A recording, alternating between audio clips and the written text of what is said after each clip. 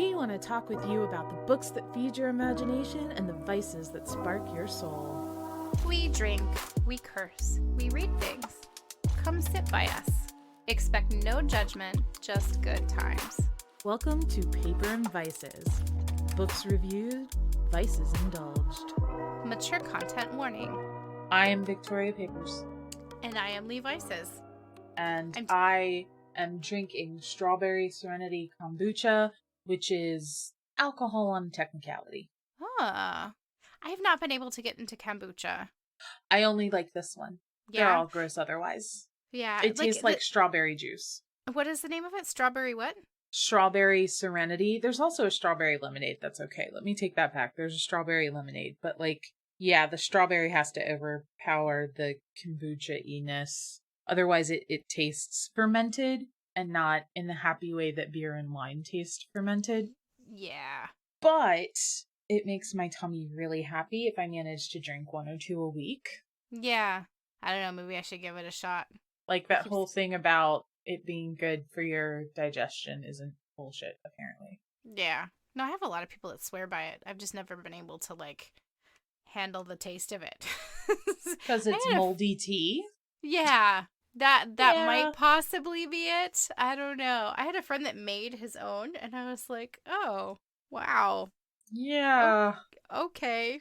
I don't have any intention of making toilet wine either, but y'all get down with yourselves. To each no their shade. Own. It's out of my skill zone, and it will remain that way.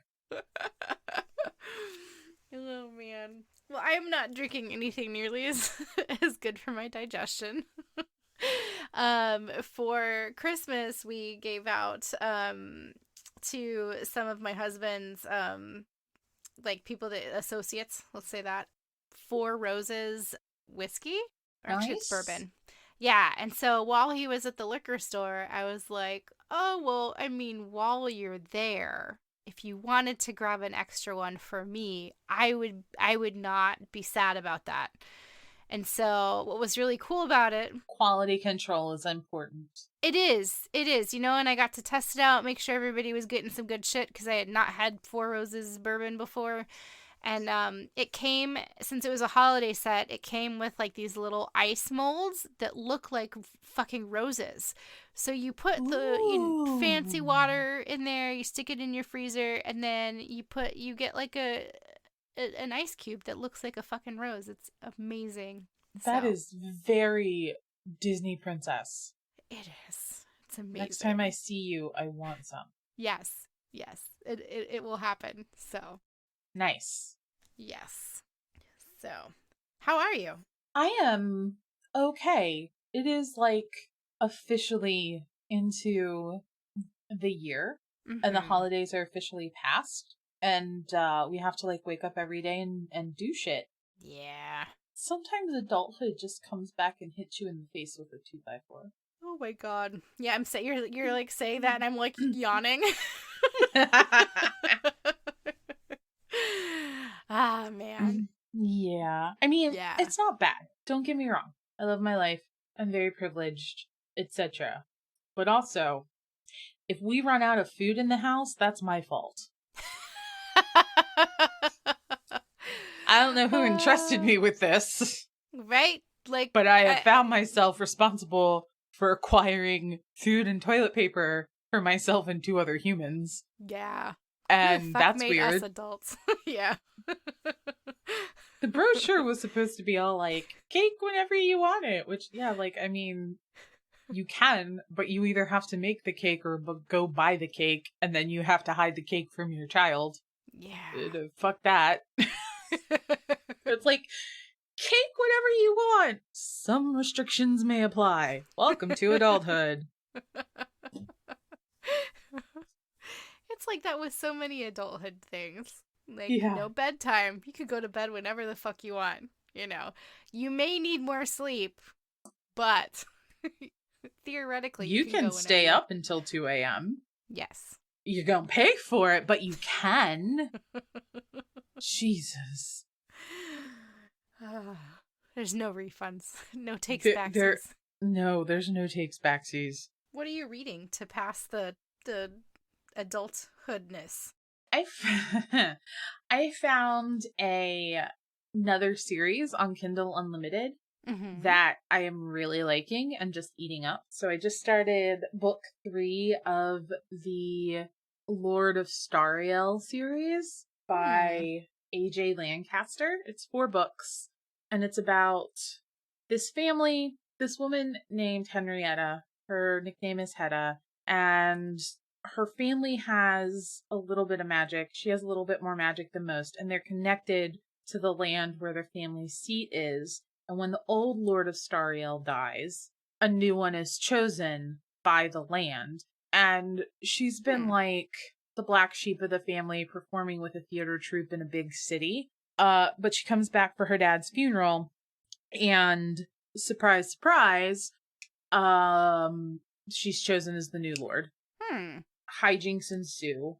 He was the head butler, but now he's the steward because of shit that happened. Is named Win, and he is her oldest friend. And turns out, well, not her oldest friend, but one of them. And he's kept in touch with her more than almost anyone else since she moved away. They write letters, they play long distance chess. Uh, Come to find out, he is a Fey prince Oh. who has been their fucking servant for a decade. Hmm. And not everyone believes the Fae are real. This is why their estate is more magical and their lords are more connected to the land than the estates around them. He's not white, which is nice. Because Mm-hmm. there's a, like, you will occasionally get brown Fae. Like, I think the Summer Court in A Court of Thorns and Roses, they're brown people. Mm-hmm. But usually it's lily white pale folk. Yeah. But he is not. He has white blonde hair and feathers that change color over the course of the book, but are white with blue. Well, books, but are white with blue at the beginning. Hmm. And it's a bunch of fairy and human politics and them figuring out their relationship and him wrestling with living in the mortal world for so long. And his dad was an absolute fucking asshole, and he doesn't want to be like his dad, and he doesn't want to be a part of the court he was raised in. And also, the reason he ended up at Stariel is because his dad was going to have him killed in a plot to frame a neighboring court and all this other shit. It's really interesting and well written, Mm-hmm. and there are chapter titles, not just numbers, which is nice. So, Oh. like in book 3, some of the chapter titles: Pillow Talk, Box Seats, Newspapers and Coffee, Balcony Encounters, The Definitive Compendium of Fairies and Common Folklore, The Queen is Not Amused, Rude Awakenings. Like, it's great. I love it. Yes. And some books are just really fucking difficult to read, even if they're Mm-hmm. good. Like, Mm-hmm. Jesus Christ, to actually follow and give a shit about what's happening in Game of Thrones, you need a dictionary of the characters and an atlas of the world. Yep. This world building is done very well.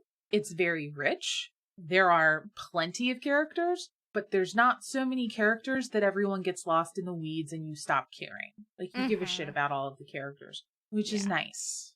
And Yeah. it does that thing where, like, obviously it's an alternate universe because mortals have magic, and it doesn't tell you it's set in early 20th century UK by just saying it, but it very obviously is.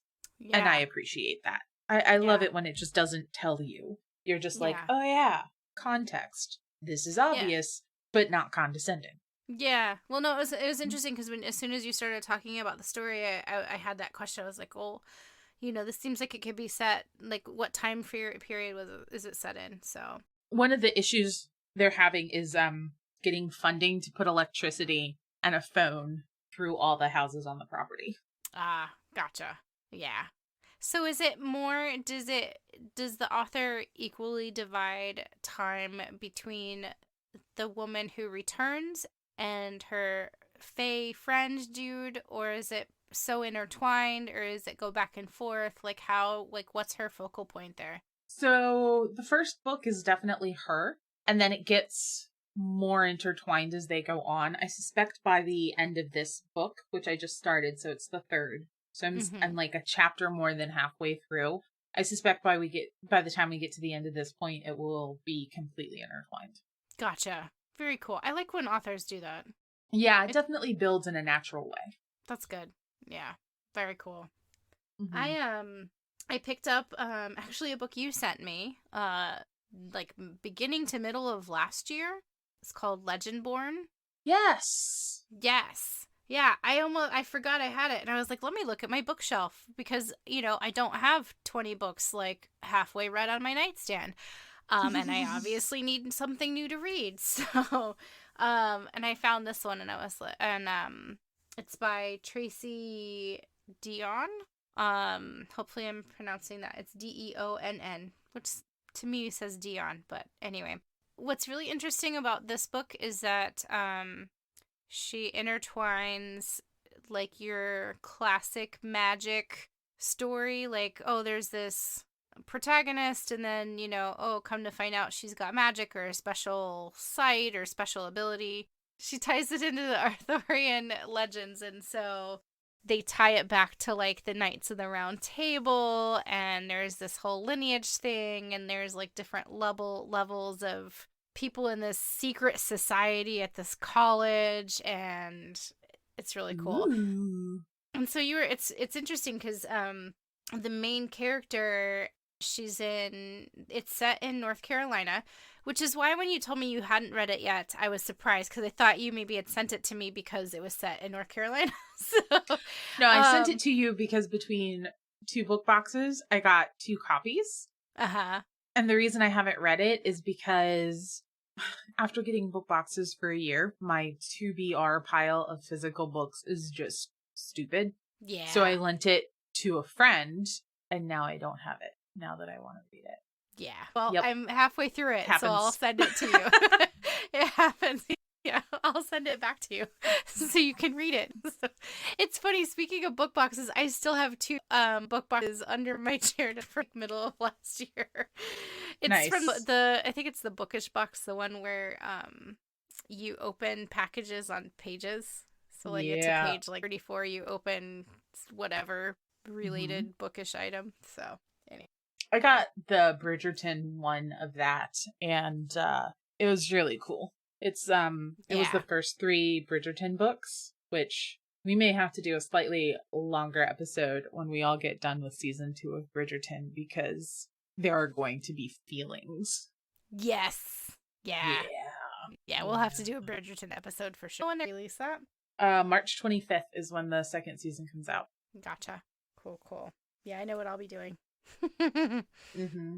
Yeah. Honey, I gotta do research for the podcast with popcorn. My husband likes it too. He watches that shit. He was like, we were like debating on who Miss Whistledown was. Or the last one. I just would like to say that I was right. Is it Whistledown? What was her name? Whistledown. Yeah, I need to watch it again. I know you watched it several times, but I need to. It's really good. Once you've watched it once, it's really good. Not PG background noise, because the music's really nice and it's really pretty. So even if you just glance up every few minutes, you know exactly where in the story you are, because the costumes and the relationships change enough. And whatever you're looking at, it's fucking pretty. It's all fucking pretty. What are your vices this week? Halloween and hoodie weather. So all the Christmas decorations are down, and I have gotten to a point in my life where most of my kitchen shit is Halloween. Like my spoon rest and my trivet and 75% of my kitchen towels and the rugs on my kitchen floor are all spider webs and pumpkins and shit. And I'm probably going to get, because I put up different vinyl stickers with the holidays on our cabinets, because we're in a rental and the cabinets are white, and I hate white cabinets. And they're like mid 90s white cabinets, so like the paper finish is starting to peel, and I'm just like, oh no. Mm-hmm. with like the brushed stainless round knobs, and for some reason the knobs aren't even on every set of doors, so you'll have one that's like a quarter of an inch higher than another, and I believe that's what people get sent to the seventh circle of hell for. So like anything to distract from that bullshit.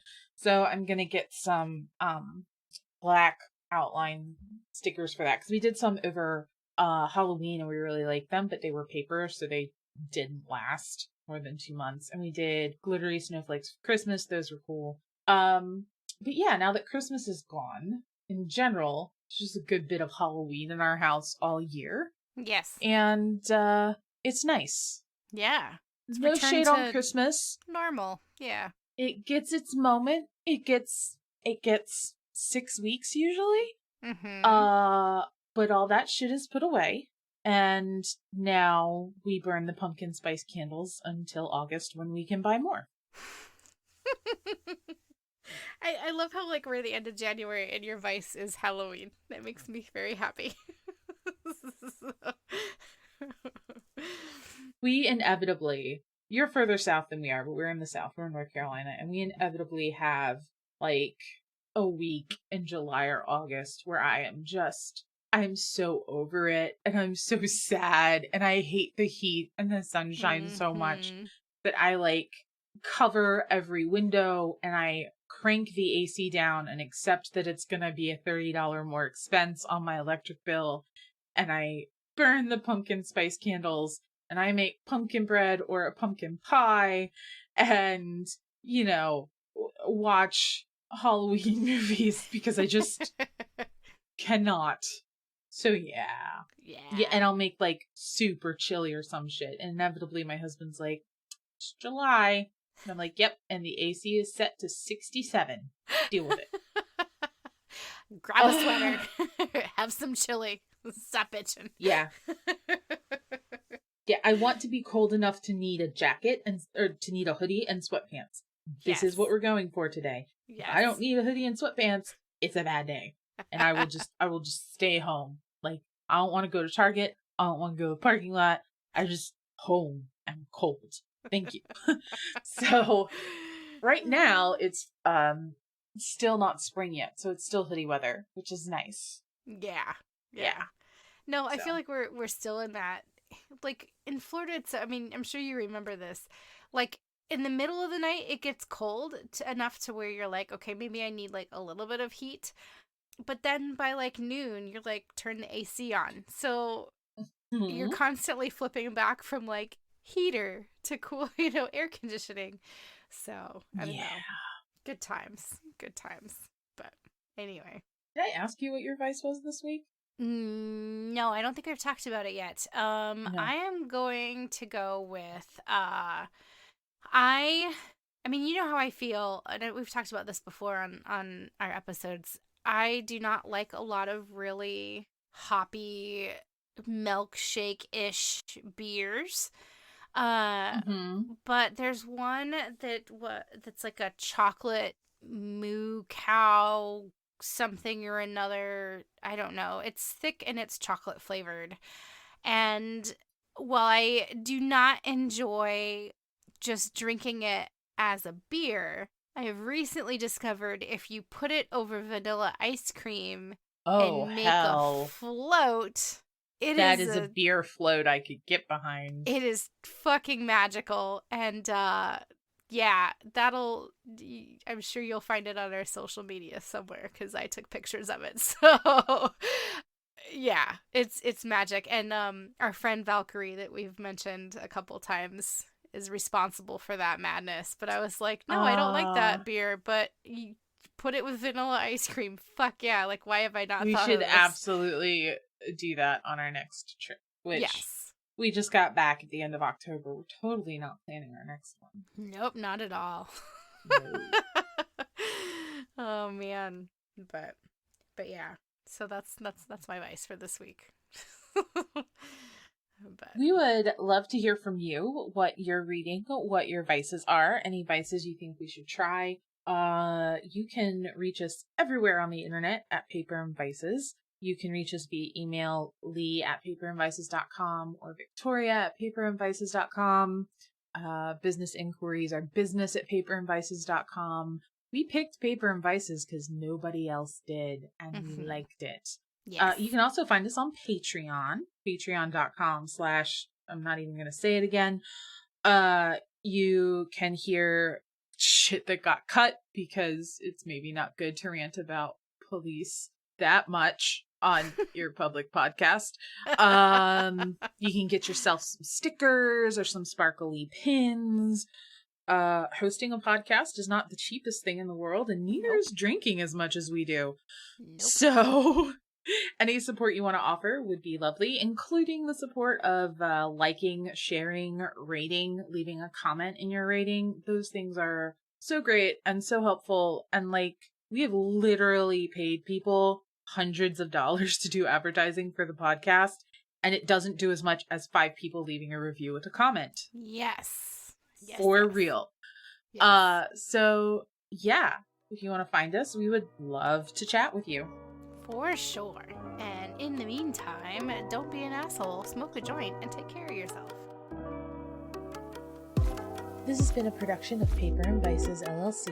Copyright 2022. This episode is presented for entertainment purposes only, and any vice should only be pursued within the legal boundaries, common sense, and personal responsibility of each person. Please check your local laws and do not engage in any form of bitchassery. The views and opinions expressed on this podcast are those of the individual hosts and guests only, and do not in any way represent the views of Paper and Vices, LLC, nor any named persons, nor should they be considered personal, medical, or legal advice. Previous episodes and other commentary can be found at paperandvices.com and patreon.com/paperandvices.